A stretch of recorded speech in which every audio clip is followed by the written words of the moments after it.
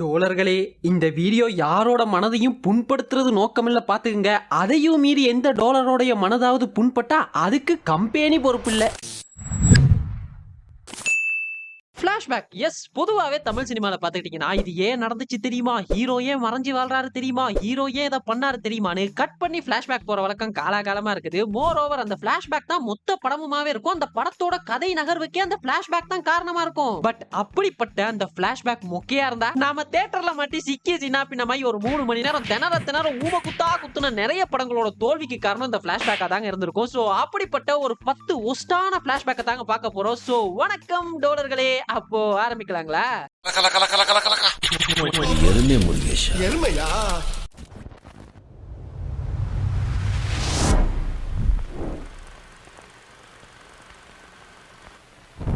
ஃபிளாஷ்பேக்னு சொன்னதும் நமக்கு உடனே ஞாபகத்துக்கு வரது இந்த படமா தான் இருக்கும். காரணம் என்னன்னா ரீசெண்டா அடி வாங்கினது இதுல இல்லையா? சோ மறக்க முடியுமா? ஹீரோ தேவா கேரக்டர் ஒரு மேன்ஷனை வச்சுட்டு எந்த வம்பு தும்பும் இல்லாம வாழ்றாரு. அதே மேன்ஷன்ல பாத்தீங்கன்னா யாரோ ஒருத்தர் எந்தவித மக்கள் தொடர்புமே இல்லாம ஒரு ரூமுக்குள்ளாரே இருக்காப்ல. யார் வரணும் தெரியல. இது போக யாருமே கால் பண்ணாத ஒரு போன் அதே மேன்ஷன்ல யாரோ கால் பண்ணுவாங்க அப்படின்னு வெயிட் பண்ணிட்டு இருக்குது.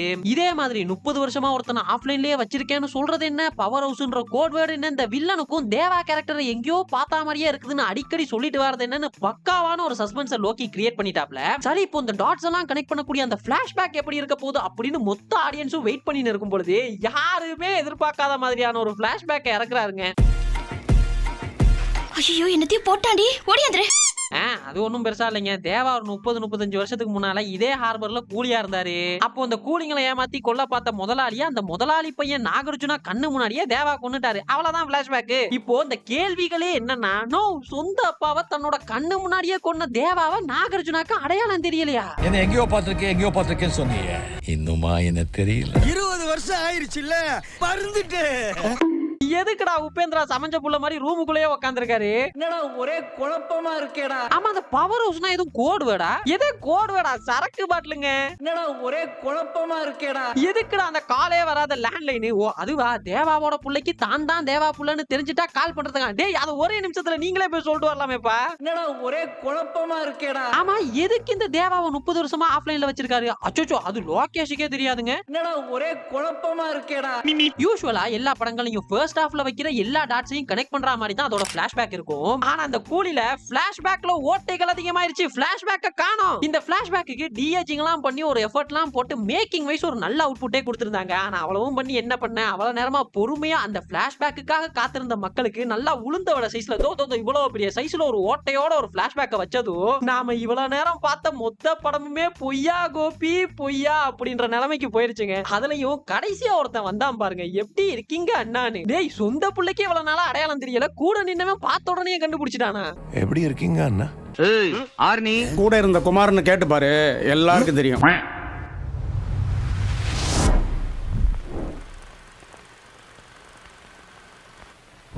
கூலி பத்தி பேசும்பொழுது அடுத்து இந்த படம் தான் ஞாபகத்துக்கு வந்திருக்கணும். லோக்கி அண்ணனோட அடுத்த படைப்பு லியோ. ஆக்சுவலி அண்ணன் ஃபிளாஷ்பேக்குக்காகவே அடி வாங்கின படம், இன்னமும் அடி வாங்கின இருக்க படம் அப்படின்னா இதை சொல்லாங்க. மொத்த படமுமே பார்த்திபன் தான் லியோவா அப்படின்ற பாயிண்ட் ஆஃப் வியூல போயின்னு இருக்கும்போது, இருங்கப்பா நான் லியோ யாருன்றதுக்கு ஒரு ஃபிளாஷ்பேக் சொல்றேன் அப்படின்னு சொல்லிட்டு மாசா இருந்த அந்த லியோவை அவங்க அப்பாவே நரபலி கொடுக்குறேன்ற பேர்ல குடும்ப தகராறுல கொண்டு போட்டாங்க அப்படின்னு சொல்லி அந்த மொத்த கேரக்டரையே புசுன்னு ஆக்குன பாத்தியா? அங்க நிக்கிற மேன், நீ அங்க நிக்கிற கூட இருந்து குழி பறிக்கிறீங்களா? கூட இருந்து குழி பறியா பின்ன கொய்யாவோட பறிக்க முடியும். மானபங்க படுத்துறேன். ஏய், நான் ஜட்டி போட்டு வந்துறேன். ஜட்டி இருக்குன்னு பெரிய ஜட்டி போட்டு வந்தானே, நீங்க எல்லாம் காலில. மூட நம்பிக்கை. ஆக்சுவலி இந்த படத்துக்கு ஃபிளாஷ்பேக்ன்றது தேவையே இல்லைங்க. பிகாஸ் அந்த படத்தோட கியூரியாசிட்டியே எங்க இருக்குதுன்னா, லியோன்றது யாரு, அவன் எப்படி இருப்பான் அப்படின்றது ஆடியன்ஸுக்கு தெரியாத போதுதான். ஏன்னா லியோன்றது யாரு, அவன் எப்படி இருப்பான் அப்படின்றது ஆடியன்ஸுக்கு சொல்லிட்டாங்கன்னா, பார்த்திபன் தான் லியோ அப்படின்றது ஆடியன்ஸுக்கு முன்கூட்டியே தெரிஞ்சிடும். அதுக்கப்புறமா ஸ்கிரீன் பிளேல என்னதான் டக்கால்ட்டி வேலையெல்லாம் காமிச்சாலும், யோ அதுதான் பார்த்திபன் தான் லியோன்றது தெரிஞ்சு போச்சு இல்ல, அதுக்கப்புறம் ஏன் படத்தை பார்க்கணும் அப்படின்ற நிலைமைக்கு போயிடுவோம். ஆக்சுவலி இப்ப இந்த படத்தை பார்க்கும்போது அப்படிதான் இருந்தது. அண்ட் இந்த பாயிண்டையுமே படம் வந்தப்போ கிரிட்டிசைஸ் பண்ணி பேசிட்டு இருந்தாங்க. ஏன்னா அதுதான் படத்துக்கு பேரே லியோன்னு வச்சுட்டு ட்ரெய்லர்லயும் லியோ யாருன்றதை காமிச்சிட்டு இதுக்கு மேலயும் பார்த்திபன் லியோ இல்லன்றதை நம்பிட்டு எங்களெல்லாம் படம் பார்க்க சொல்றியா லோக்கி அப்படின்ற மாதிரி ஆகி போச்சு. ஆக்சுவலி இந்த ஃபிளாஷ்பேக் தேவையில்ல அப்படின்றது லோகேஷுக்குமே தெரியுங்க. ஆனா ஒரு தளபதி படம்னாலே ஒரு மஜாவான டான்ஸோட இருக்க மாதிரியான ஒரு சாங் வேணும்ன்றதுக்காக தான் இந்த ஃபிளாஷ்பேக்கே வச்சேன்னு சொல்லியிருந்தாப்ல. ஆனா ஒரு சாங்காக ஒரு ஃபிளாஷ்பேக்கே வச்சுட்டு சரி ஃபிளாஷ்பேக் அடிக்க ஆரம்பிக்க நிக்கிறாங்கன்னு பிளாஷ்பேக்கே ஃபேக்குன்னு ஒரு டிலிட்டட் சீன் விட்டா பாத்தியா, அங்க நிக்கிற மேன், நீ அங்க நிக்கிற. இது என்னோட பெர்ஸ்பெக்டிவ். நான் கேட்டேனா? இல்ல.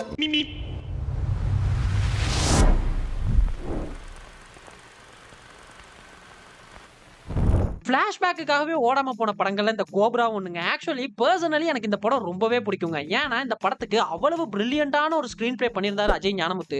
எனக்கு பிடிக்கும், பிகாஸ் எனக்கு இந்த மாதிரியான படங்கள்லாம் பிடிக்கும். பட் எல்லாருக்குமே இது மாதிரியான காம்ப்ளெக்ஸான ஸ்கிரீன் பிளே பிடிக்குமான்னு கேட்டா அது ஒரு டவுட் தான். ஒரு அசாசினா இருக்கக்கூடிய விக்ரம் மதியோட கேரக்டர் மேட்ஸை யூஸ் பண்ணி பல கொலைகளை பண்றாரு. ஒவ்வொரு கொலையும் எப்படி பண்றாரு அண்ட் அதுக்கான விளக்கம் இருக்கும். இது போக இவரோட கொலைகள்லாம் ஒரு ஹேக்கர் ஃபாலோ பண்ணி போலீஸ் கிட்ட கோத்து விடுறான் அப்படின்ற ஒரு லேயர். அண்ட் இந்த மதி கேரக்டருக்கு ஹெலூசினேஷன் பண்ற பழக்கமும் உண்டு அப்படின்னு சொல்றப்பவே பாருங்க ஒரு மொத்த படம் பார்த்த ஃபீல் வருது இல்ல. இப்போ இவ்வளவு நேரம் காட்டின இந்த இன்ஃபர்மேஷன்லயே டயர்டா இருக்க ஆடியன்ஸுக்கு ஒரு பிளாஷ்பேக் காட்டுறேன் பாருன்னு மாட்டி விடுற அந்த ஹேக்கரும் கொலை பண்ற அசாசினும் ட்வின்ஸ். ஒருத்தன் பேர் மதி, இன்னொருத்தன் பேர் கதிர். ஒரு சில காரணத்தால ரெண்டு பேரும் தன்னோட அடையாளத்தை மாத்திட்டு இருக்கானுங்க. இது போக பிளாஷ்பேக் உள்ளார ஒரு பிளாஷ்பேக்னு மதிக்கு ஒரு கேர்ள் ஃபிரெண்ட், அவங்களுக்கு ஒரு ஸ்டோரின்னு இவ்வளவு விஷயத்தையும் ஒரே படத்துல காட்டினா பாக்குற ஆடியன்ஸுக்கு எப்படி இருக்கும்? ஐயோ ரொம்ப ஸ்ட்ரெஸ்ஸா இருக்குதுயா, கொஞ்சம் ஃப்ரீயா ஒரு 2-2.5 மணி நேரத்துக்கு ஒரு படத்தை காட்டுங்கன்னு உள்ள வந்து உட்கார ஒரு காமன் ஆடியன்ஸுக்கு இவ்வளவு இன்ஃபர்மேஷனை கொட்டி ஒரு ஸ்கிரீன் பிளே பண்றேன்னு பண்ணதால ஆடியன்ஸ் எல்லாம் குழம்பி போயிட்டாங்க. இந்த படம் வந்தப்போ இப்போ மதி தான் கதிரா இல்ல கதிர் தான் மதியா, யாரா இருக்காங்க அப்படின்னு குழம்பி போய் நிறைய பேர் ஆன்லைன்ல பேசிட்டு இருந்ததெல்லாம் பார்க்க முடிஞ்சது. ஏன்னா அப்படிப்பட்ட ஒரு குழப்பமான பிளாஷ்பேக் தான் இது. அட்லீஸ்ட் டீடைலிங்காவது கொஞ்சம் கம்மி பண்ணிருக்கலாம், இல்லைன்னா பார்ட் 1 பார்ட் 2 கூட படத்தை ரிலீஸ் பண்ணிருக்கலாம், இல்லைன்னா என்னோட பழைய வீடியோஸ்ல எல்லாம் சொல்லியிருப்பேன் இதை ஒரு வெப் சீரிஸா கூட ட்ரை பண்ணிருக்கலாம்.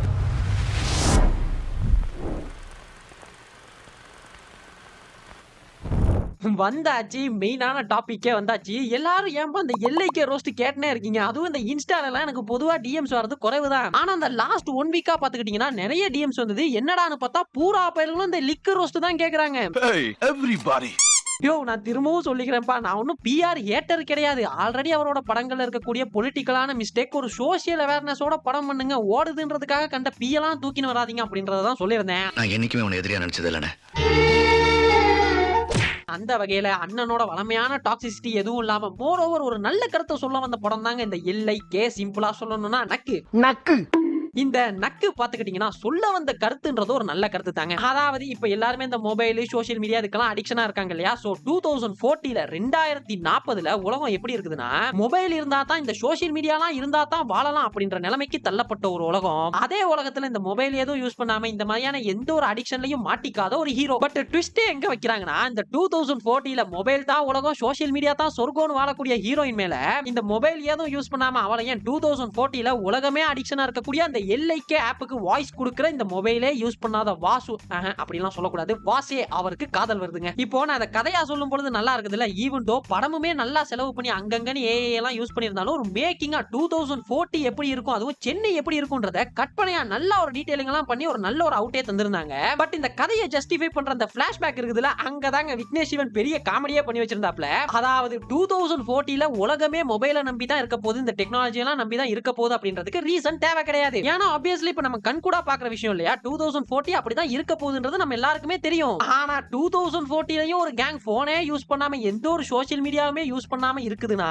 அதுக்கு ஒரு வேலிடான ரீசன் வேணும்ல. ஆனா அதுக்கு அண்ணன் சொன்ன பிளாஷ்பேக் என்ன தெரியுமா? நல்லா சொல்றேன், ஃபுல்லா கேட்டுக்கு. ஹீரோ வாசேயோட அப்பா தான் சீமான். வாசேக்கு ஒரு அக்கா இருக்காங்க, அந்த அக்கா பேரு தமிழ் செல்வி. அவங்க தன்னோட பேரை தமிழ் செல்ஃபின்னு மாத்திக்கிறாங்க. எதுக்காகனா சோசியல் மீடியால அவங்க செல்ஃபி போட்டே ஃபேமஸ் ஆனதால அப்படி மாத்தி வச்சுக்கிறாங்க. அப்படி இருக்கக்கூடிய அந்த அக்கா படத்துல வந்து 2வது சீன்லயே செல்ஃபி எடுக்கும் பொழுது ஆக்சிடென்ட் ஆகி மறகையாகிடுறாங்க. தன்னோட புள்ள அந்த போனால கண்ணு முன்னாடியே செத்து போனதை பார்த்த அப்பா சீமான் பசுமை உலகம் அப்படின்ற ஒண்ணு உருவாக்குறாரு. இதுதான் பிளாஷ்பேக், டியூரேஷன் 3 நிமிஷம். யோ இந்த படத்தோட மெயின் பாயிண்ட் இந்த பசுமை உலகமா தான் இருக்க போகுதுன்றப்போ யாரையா நீ செல்ஃபி எடுக்க போன வாலிபர் பாதாள சாக்கடையில் பதறி விழுந்து மரணம் அப்படின்ற பாலிமர் நியூஸ் எல்லாம் தூக்கின்னு வந்து பிளாஷ்பேக்கா காமிச்சிட்டு இருக்கீங்க. யாரா நீங்களா? அதுவும் இந்த அப்பா கேரக்டர் பண்ண சீமான் இருக்காருல, மனுஷன் நடிப்புல பிச்சு உதறாப்ல. ஆனா இந்த படத்தையும் கட்சி மீட்டிங்னு நினைச்சாரா என்னவோ தெரியல, இந்த படத்துல வந்துட்டு நான் தூய தமிழ்ல தான் பேசி நடிப்பேன் அவர் இஷ்டத்துக்கு என்னென்னமோ பேசின்னு இருக்காரு. ஆக்சுவலி அது ஒரு இமோஷனல் சீனுங்க. இப்போ ஆடியன்ஸுக்குமே அது ஃபீல் ஆகணும். ஆனா சீமான் நல்லா பெர்ஃபார்மன்ஸ் எல்லாம் பண்ணிட்டு தூய தமிழ்ல ஃபீல் பண்றதால ஏதோ லோ குவாலிட்டி டப்பிங் படம் பாக்குற மாதிரி இருக்குங்க. அலைபேசியாலேயே அரும மகளை இழந்துட்டு என்னடா இது வசனமே புரியல.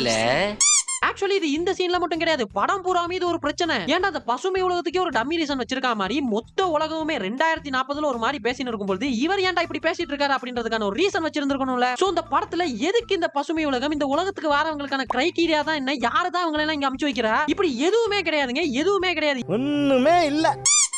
என்ன இளவு சார் இது அப்படின்ற மாதிரியே போயின்னு இருக்கும். ஆக்சுவலி இந்த சீமான் கேரக்டரையாவது கொஞ்சம் ஸ்ட்ராங்கா காட்டுவாங்கன்னு பார்த்தா அவரை கூட்டின்னு வந்து டம்மி ஆக்கி அவர் டயலாக்கி அவருக்கு சொல்லி கலாச்சின்னு இருக்கானுங்க. சோ இந்த படத்தோட பேஸ்மெண்டே தப்பா இருக்கும் பொழுது எப்படி இந்த படம் விளங்கும் சொல்லுங்க. இந்த வழி தெரியாம எத்தனை பேர் புகைப்படம் எடுத்தா, எத்தனை பேர் அதை கேலி சித்திரமா மாத்தணும், எத்தனை பேர் அதுக்கு விருப்பம் தெரிவிச்சா. உயிர் காக்கும் உறுதி ஓட்டுநருக்கு கூப்பிட்டேன். விளங்கும்டா நாரப்பயல. ஆக்சுவலி இந்த படத்துக்கு மேல எனக்கு பெரிய எக்ஸ்பெக்டேஷன்லாம் ஒன்னும் இருக்கலைங்க. பிகாஸ் விக்னேஷ் சிவன் இருந்து இதுக்கு மேல என்னத்தை எதிர்பார்க்கறீங்க அப்படின்றது ஒண்ணு. ஆனா விக்னேஷ் சிவன் ஒண்ணே மட்டும் புரிஞ்சுக்கணுங்க, கதை தான் முக்கியம். அது இருந்தா தான் அதுக்கப்புறமா தான் அதுல இருக்கக்கூடிய CG, VFX, performance, direction, camera, மியூசிக்னு இதெல்லாம் பாப்பாங்க அப்படின்றத புரிஞ்சுக்கிட்டு படம் பண்ணாருன்னா நல்லா இருக்கும். இதெல்லாம் சொன்னா அவருக்கு கோவம் வேற வருது. இதுல என்னத்த சொல்ல. இப்பதான் உன்னை சரியா புரிஞ்சுக்கிட்டேன். நீ தப்பானவன் இல்லடா, நீ தப்பானவன் தான். ஆனா ஒண்ணுங்க, இந்த படத்துல மட்டும் அனிருத் இல்லன்னு வைங்களேன், படம் படுத்து இருக்கும். என் பக்கத்துல இருந்தவங்க இன்ட்ரோலுக்கு முன்னாடியே தூங்கிட்டான். கடைசியில தியேட்டர் பெருகிற ஆயா வந்து எழுப்பி விடுது, அந்த நிலைமையில இருக்குது. இதுல ஆக்கோ சாங் தான் ஒரு கேடு.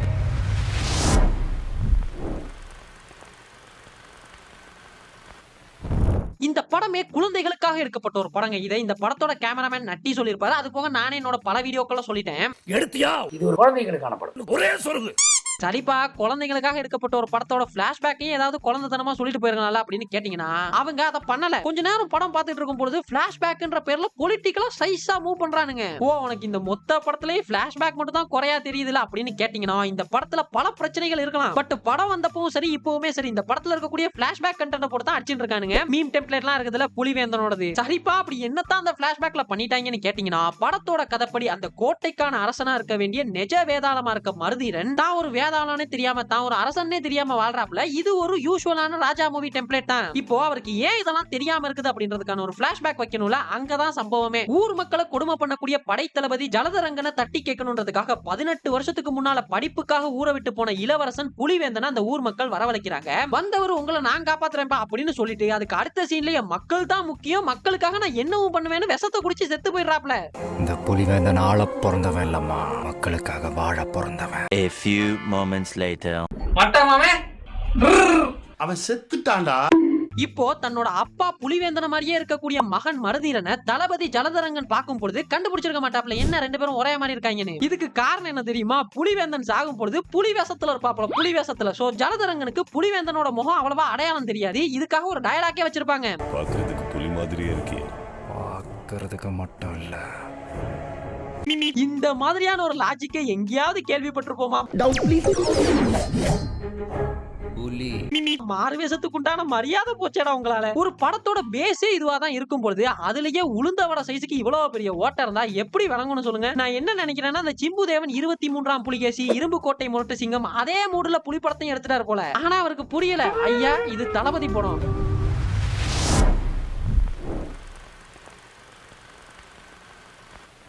எஸ்கேனா ஒரு 15 நிமிஷம் பிளாஷ்பேக்குக்காக ஒரு மொத்த படமுமே நடிச்சாருன்னா அது இந்த சீமராஜா தாங்க. இந்த படத்தோட பிளாஷ்பேக் இருக்குதுல அது ஒரு தினுசான பிளாஷ்பேக்கா இருக்குங்க. எப்படின்னா ஹோல் படத்துக்கும் இந்த பிளாஷ்பேக்குக்கும் சம்பந்தமே இருக்காது. அட இந்த படத்துக்கு பிளாஷ்பேக்கே தேவையில்லைன்றேன். படம் பூரா ஜமீன் வாரிசா இருக்கக்கூடிய சீமராஜா லவ் லவ் லவ் லவ்னு சூரி கூட சேர்ந்து மொக்க காமெடியா பண்ணிட்டு சமந்தா பின்னாடியே சுத்தின்னு இருப்பாரு. படம் முடியறதுக்கு ஒரு ½ an hourக்கு முன்னால இந்த பிளாஷ்பேக்கை திறந்து உங்க தாத்தா கொள்ளு தாத்தாலா யாரு தெரியுமான்னு கடம்பவேல் ராஜா வளரின்னு உன் தாத்தன் பாட்டன் முப்பாட்டேனா நிலத்துக்காக போராடினவங்க, போர் செஞ்சவங்க ஒரு தாத்தா சொல்லுவாப்ல. அந்த தாத்தாவை பாத்தீங்கன்னா இத சொல்றதுக்காகவே படத்தோட தொடக்கத்துல இருந்தே வச்சிருப்பானுங்க. அந்த தாத்தாக்கு இந்த படத்துல இருக்க ஒரே ஒரு வேலை இந்த பிளாஷ்பேக் சொல்றதுதான். இங்க இருக்கிற 85,000 ஏக்கர் நிலமும் சும்மாவா வந்துச்சு?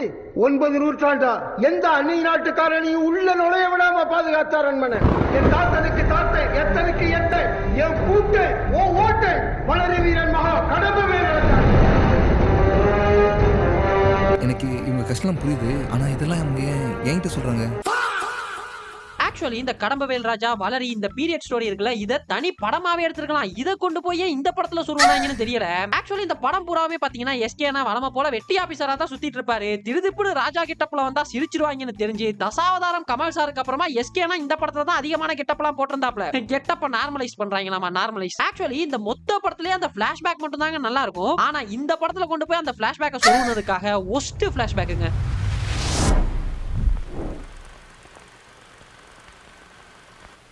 இந்த படத்தை பத்தி நானும் நிறைய வாட்டி பேசிட்டேன். சோ எனக்கும் போர் அடிக்கும் உங்களுக்கும் போர் அடிக்கும்ன்றதுனால சட்டு புட்டுன்னு ஷார்ட்டா சொல்லிடுறேன். கத்துக்கிட்ட மொத்த வித்தையும் இறக்கி பாம்பேல ஒரு கேங்ஸ்டர் படம் பண்றேன்னு சூர்யா வச்சு மறக்க முடியாத அளவுக்கு ஒரு குஜிலி மஸ்து மூவ்மெண்ட் பண்ண படம் தாங்க இது. யூசுவலா இந்த தமிழ் சினிமால கேங்ஸ்டர் மூவிஸ்க்குனே ஒரு டெம்ப்ளேட் இருக்குது. கேங்ஸ்டரா இருப்பாரு, அவரோட ஃப்ரெண்டு இல்லனா ஃபேமிலியை துரோகத்தால கொன்னுருவாங்க. சோ அதுக்கு பழி வாங்குவாரு இல்லனா மறைஞ்சு வாழ்வாரு. இது ஒரு டெம்ப்ளேட். சோ இதே டெம்ப்ளேட்ல வந்த படம் தான் இதுவும். இதுல பெருசா சொல்றதுக்கெல்லாம் ஒண்ணும் இல்ல.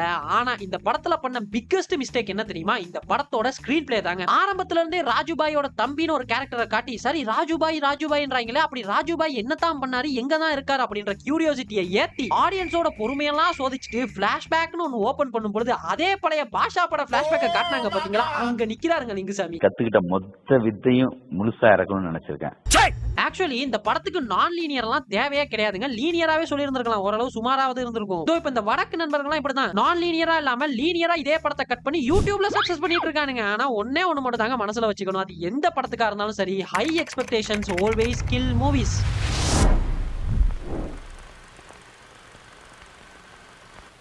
பிளாஷ்பேக்கே இல்லாத ஒரு பர்பஸே இல்லாத சூப்பர் ஹீரோ விஜிலாண்டே மூவினா அதுதாங்க இந்த கந்தசாமி. டாக்ஸ் எதுவும் கட்டாம பல இல்லீகல் வழிகள் மூலமா சம்பாதிச்சு பதுக்கி வச்சிருக்க பல பணக்காரங்களோட கருப்பு பணத்தை சிபிஐயா இருக்கக்கூடிய கந்தசாமி சாமியோட உருவமா நின்று அதை அவங்க கிட்ட இருந்து கொள்ளடிச்சு ஏழை மக்களுக்கு உதவி செய்யறாரு. சரிப்பா, இப்ப இந்த சிபிஐ ஆபீசரா இருக்க கந்தசாமி ஏன் இதெல்லாம் பண்ணணும் அப்படின்றதுக்கு ஒரு காரணம் வேணும்ல. அட நல்லது பண்றதுக்கு எதுக்குப்பா காரணம் அப்படின்னு சொல்லிட்டு போயிருந்தா கூட பரவாயில்லைங்க. அவர் நல்லது பண்றதுக்கு இப்போ ஒரு காரணத்தை சொல்றேன் பாரு அப்படின்னு ஒரு பிளாஷ்பேக் ஓபன் பண்ணி ஹீரோ இந்த சிபிஐல சேர்றதுக்கெல்லாம் முன்னாடி அவரோட ஃப்ரெண்ட்ஸோட எல்லாம் சேர்ந்து பிட்சா டெலிவரி பண்ணிட்டு இருக்காப்ல. அப்போ பாத்தீங்கன்னா வில்லனோட ஏற்படக்கூடிய ஒரு சின்ன தகராறுல வில்லன் தன்னோட அடியாள் கிட்ட சொல்றான், எனக்கு ஹீரோவோட வலது கை வேணும்னு. அடியாளுங்க எல்லாம் வந்து அங்க நடக்கக்கூடிய சண்டையில கந்தசாமிக்கு பதிலா அந்த அடியாளுங்க கந்தசாமியோட ஃப்ரெண்டோட கையை வெட்டி எடுத்துட்டு போயிடுறாங்க. யோ, இதுக்கும் ஏழை மக்களுக்கு உதவி பண்றதுக்கு என்னையா சம்பந்தம்னு கேட்டீங்கன்னா ருக்கோ ஜாரா. அங்கதாங்க இந்த படத்தோட டைரக்டர் அவரோட 7வது அறிவை யூஸ் பண்ணி ஒரு காரணம் சொல்லியிருந்தாப்ல. என்னன்னா இந்த பணக்காரங்க எல்லாம் தாங்கிட்ட பணம் இருக்குது அப்படின்றதுனால தானே அடியாளுங்களுக்கு எல்லாம் பணம் கொடுத்து இந்த மாதிரி கொலை பண்ண சொல்றானுங்க. சோ அவங்க கிட்ட இருக்கக்கூடிய அந்த மாதிரியான எக்ஸஸ் பணத்தை எல்லாம் எடுத்து ஏழை மக்களுக்கு உதவி பண்ணா என்ன தப்புன்னு கேக்குறாயா? என்ன ஒரு புத்திசாலித்தனம். யோ, ஒரு சூப்பர் ஹீரோக்கு இந்த மாதிரி கேவலமான ஒரு ஜஸ்டிபிகேஷன் நான் எங்கேயுமே பார்த்தது இல்லடா. இந்த கந்தசாமியே கைண்ட் ஆஃப் பேட்மேன் ரெஃபரன்ஸ்னு வைங்களேன். இப்போ பேட்மேனே ஏன் காத்தம் சிட்டில இருக்கக்கூடிய கெட்டவங்களுக்கு எதிரான பயத்தை பொதுமக்கள் கிட்ட இல்லாம பண்றாரு, ஏன் கெட்டவங்களுக்கு எதிராக சண்டை போடுறாரு அப்படின்றதுக்கான ஒரு வேலிடான ரீசன் இருக்கும். ஆனா இது என்னையா ரீசன்? சரி, ஹீரோவோட ஃப்ரெண்டு கையை வெட்டிட்டாங்க அப்படின்னு உள்ள வந்தாரு, சரி. ஆனா ஹீரோ கந்தசாமியா இருக்கணும்ன்றதுக்காக பல இண்டஸ்ட்ரியில இருக்கக்கூடிய பல எக்ஸ்பர்ட்ஸ் ஹீரோக்கு உதவி பண்ணுவாங்க. ஆனா அவங்களுக்கெல்லாம் எந்த பர்பஸும் இல்லையே. இதுக்கெல்லாம் என்ன மாதிரியான ஜஸ்டிபிகேஷன் இருக்குது படத்துல? ஒண்ணுமே இல்ல. சோ இந்த படத்தோட பேஸ்மெண்டே இவ்வளவு வீக்கா இருக்கும் பொழுது லிட்டரலி 3 மணி நேரம் ஓடக்கூடிய இந்த படத்தை எப்படி ஆடியன்ஸ் எல்லாம் பாப்பாங்க சொல்லுங்க? ஆக்சுவலி இந்த படத்தோட கிளைமேக்ஸ்ல அந்த சிபிஐ ஆபீஸோட ஹெட்டே கந்தசாமிக்கு ஹெல்ப் பண்ற மாதிரி காட்டியிருப்பாங்க. அவர்கிட்ட போய் கேட்பாங்க ஏன் ஹெல்ப் பண்ணீங்கன்னு. அதுக்கு அவர் ஒரு ரீசன் சொல்லுவாரு. அதுவே இந்த கந்தசாமியோட கேடுகெட்ட பிளாஷ்பேக்கை விட நல்லா இருக்குங்க. 41 வருஷம் சிபிஐல இருந்து என்னத்த கிழிச்சவங்க இருக்கும். Bank fraud, stamp paper fraud, stock exchange fraud, foreign currency fraud ஆரம்பிச்சு ஏற்றுமதி இறக்குமதியில நடக்கிற பிசினஸ் மேன் அதிகாரிகள் கூட்டம் ஃப்ராட் வரலும் அத்தனை பேரு மேலையும் கேஸ் போட்டேன். இவங்க எல்லாம் கவர்மெண்ட் ஏமாத்தி 5-10 சம்பாரிச்சவங்க இல்ல, 1000 கோடி 5000 கோடி இதுவரையிலும் ஒருத்த கிட்டல இருந்து 1 ரூபாயும் பிடுங்க முடியுது. கேஸ் நடந்துகிட்டே இருக்குது. தப்பான வழியில சம்பாதிக்கிறவங்க ஒரு ரூபாய் நோட்லயும் ஒரு ஏழை பேரு தான் எழுதப்பட்டிருக்கு. எடுத்து கொடுப்போம் சார். அட்லீஸ்ட் இதையாவது டெவலப் பண்ணி ஒரு பிளாஷ்பேக்கா வச்சிருந்தா கூட கொஞ்சமாவது ஜஸ்டிஃபைபிளா இருந்திருக்கும்.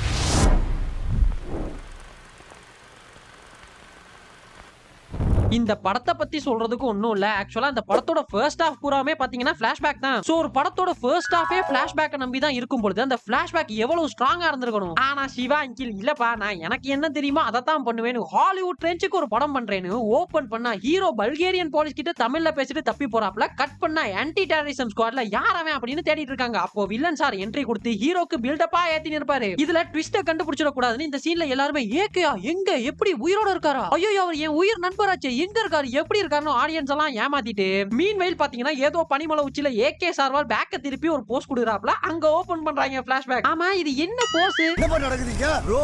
Night to day transition shot bro. Flashback உள்ள போறோம் ப்ரோ. சரி, ஒரு நண்பன் தன்னோட காணாம போன நண்பனை இவ்வளவு ஆர்வமா தேடுறானா பிளாஷ்பேக்ல ஏதோ ஹெவியா இருக்கும் போலன்னு பார்த்தா அதே பழைய ஃப்ரெண்டு முதுகுல குத்துன கதையை தூக்கின்னு வந்து ஐயா இது ஹாலிவுட் படங்கய்யா அப்படின்னா ஐயா நீங்க ஹாலிவுட் ரேஞ்சுக்கே படம் பண்ணியிருந்தாலும் கதை தாங்கய்யா முக்கியம். முதலாவது இந்த ஹீரோக்கு ஹீரோ ஃப்ரெண்டு முதுகுல குத்துற டெம்ப்ளேட்டை தமிழ் சினிமால இருந்து தயவு செஞ்சு பேன் பண்ணுங்கய்யா அப்படின்னு ஆடியன்ஸ் வந்த படத்தை திருப்பி அமைச்சிட்டாங்க. உண்மையா இந்த படத்துல ஏகே முதுகு குத்துவாங்கல, சிவா அங்கிள் தான் ஆடியன்ஸ் கிட்ட முதுகு குத்துவாங்கனாப்ல. என்ன நிறைய பேர் முதுகுல குத்தி இருக்கானுங்க, பழகிடுச்சு.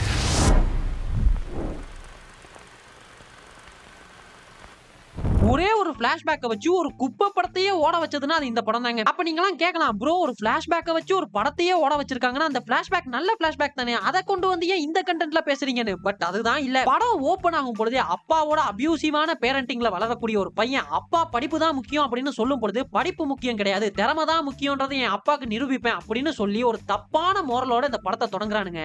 வாழ்க்கையில படிச்சா தான் பெரிய ஆளாக முடியும். அது இன்னைக்கு இல்ல, என்னைக்குமே நீ மறக்கூடாது.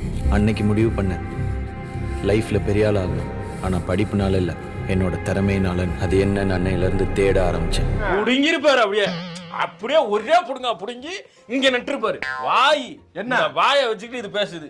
சரி, இந்த மிச்சம் இருக்கக்கூடிய படத்துலயாவது தன்னோட திறமையை தேடினாப்லையான்னு கேட்டீங்கன்னா காலேஜ் பூரா காவாலியா சுத்தி மாஸ்காட்ரேன்னு ஆடியன்ஸ் எல்லாம் இரிட்டேட் பண்ணிட்டு கிளைமேக்ஸ்ல வந்து அவருக்குள்ள இருக்கக்கூடிய அந்த டைரக்ஷன் திறமையை கண்டுபிடிச்சு டைரக்டர் ஆயிராரு. இப்போ இவனுங்க இவ்வளவு நேரம் காட்டினாங்கல்ல ஒரு குரல் வித்த, அதை கண்டுபிடிச்சு எங்க நீங்க அடிச்சு தோச்சுறீங்களோன்னு அதுக்கு மண்டைய வச்சு அண்ட கூடு அப்படின்ற மாதிரி படம் பூரா டாக்ஸிக்கா இருந்த அப்பா கிளைமேக்ஸ்ல வந்து அவர் அபியூசிவா இருந்ததே உனக்காகத்தானேப்பா அப்படின்னு சொல்லி ஸ்டார்டிங்ல காட்டின அந்த டாக்ஸிக் சீன்லாம் இமோஷனல் சீனா மாற அந்த மூமெண்ட் இருக்குதுல, அதுதாங்க ரியல் குபீர் மூமெண்ட். எப்படின்னா புள்ள பிறந்து வச்சு ஆம்பளை புள்ளையா அப்படின்னு பார்த்தவரு எந்த கஷ்டம் வந்தாலும் அதை எனக்கே தான்ப்பா, என் பிள்ளைக்கு எதுவும் தந்துராதா அப்படின்னு சாமி கிட்ட வேண்டாராம். சைக்கிள் ஓட்டி கீழே விழுந்த பையனை தூக்குறதுக்கு பதிலா சைக்கிளை தூக்கிட்டு உனக்கு சோறு போட்டு அந்த சைக்கிளை தாயா அவர் தெய்வமா பார்த்தாரு அப்படின்னு உருட்டுவாங்களாம். எங்க நீ சினிமாக்கு போறேன்னு போய் கெட்டு போயிடக்கூடாதுன்றதுக்காக தான் லேப்டாப்பே உடைச்சேன்னு வரான். அந்த மார்க் கம்மியானதுக்கு மொட்டை போட்டதுக்கு ரீசனே கிடையாது. மேபி இந்த பிளாஷ்பேக் நிறைய பேருக்கு கனெக்ட் ஆகிருக்கலாம், ஆகியிருக்கும், அதனாலதான் இந்த படமே ஓடிச்சு. பட் உண்மை என்னன்னா அவங்களோட பிளானே இதுதாங்க. படம் தொடங்கும் பொழுதே படிப்பு முக்கியம் கிடையாது, திறமை தான் முக்கியம் அப்படின்னு மோரலி கரெக்டே இல்லாத ஒரு விஷயத்தை சொல்லி தொடங்குற இந்த படத்துல ஹீரோ அவரோட திறமையால டைரக்டர் ஆயிராப்ல. இப்போ அவனுங்க கிளைமேக்ஸ்ல காட்டுற அந்த இமோஷனலான பிளாஷ்பேக் இருக்குதுல, இதுல இந்த திறமை தான் முக்கியம்னு சொன்ன இந்த மேட்டரே மறந்துட்டு இருப்பீங்க. அதுதான் அவங்களுக்கும் தேவைப்பட்டது. ஆக்சுவலி என்கிட்ட வந்து படிப்பு தான் முக்கியமா இல்ல திறமை தான் முக்கியமானு கேட்டீங்கன்னா ரெண்டுமே முக்கியம் தாங்க. ஒரு எக்ஸாம்பிளோட சொல்லணும்னா நீங்க ஒரு இன்டர்வியூ அட்டெண்ட் பண்றீங்கன்னு வைங்க, நீங்க படிச்ச படிப்பு தான் அந்த இன்டர்வியூல உங்களை கொண்டு போய் உட்கார வைக்கும், அந்த இன்டர்வியூ அட்டெண்ட் பண்ண வைக்கும். அண்ட் தென் உங்ககிட்ட இருக்கக்கூடிய ஸ்கில்ஸ், உங்ககிட்ட இருக்கக்கூடிய டேலண்ட் தான் அந்த இன்டர்வியூல உங்களை செலக்ட் பண்ண வைக்கும். So both talent and education ரெண்டுமே முக்கியம் தான். இதை இந்த படத்துல எங்கேயுமே சொல்லிருக்க மாட்டாங்க. அவ்வளவு ஏங்க ஒரு டைரக்டர் ஆகணும்னா கூட இப்ப படிப்பு தான் முக்கியம். யாரும் படிக்காமலாம் இங்க டைரக்ஷனுக்கு வரது இல்லையே. இது இந்த படத்தோட டைரக்டர் சிபிக்குமே தெரியும்னு நினைக்கிறேன். Because he is a civil engineer. அதுக்கப்புறமா தான் டைரக்டர்.